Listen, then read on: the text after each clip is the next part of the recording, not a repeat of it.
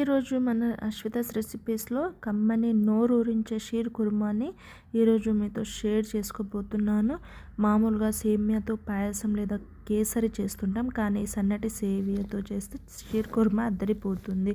ముందుగా కడాయి పెట్టుకొని 1 table spoon ఘీ, dry fruits వేసుకొని అవి బాగా వేయించాక ఇప్పుడు సన్నని సేమియాని లైట్గా ఫ్రై చేసుకొని పైనుంచి 2 కప్స్ మిల్క్, కొంచెం వాటర్ యాడ్ చేసుకొని షుగర్ యాడ్ చేసుకుంటే అది ఒక 5 to 10 మినిట్స్ లేదా 5 మినిట్స్ ఉడికిస్తే చాలు, అప్పుడే ఉడికిపోతుంది. ఇంతే అండి, ఎంతో రుచికరమైన వేడి షీర్ కుర్మా పాయసం అనేది రెడీ అయిపోయింది. దీనిని వేడిగా సర్వ్ చేసుకొని తింటే టేస్ట్ మాత్రం భలే ఉంటుంది. మీరు కూడా ఒక్కసారి ట్రై చేసి మీకు ఎలా కుదిరిందో నాతో షేర్ చేసుకోవడం మర్చిపోద్దు. వీడియో నచ్చితే లైక్ చేసి మీ ఫ్రెండ్స్ అండ్ ఫ్యామిలీ మెంబర్స్తో షేర్ చేయండి. Thanks for watching. మరిన్ని వెరైటీ రుచులతో మళ్ళీ కలుద్దాం.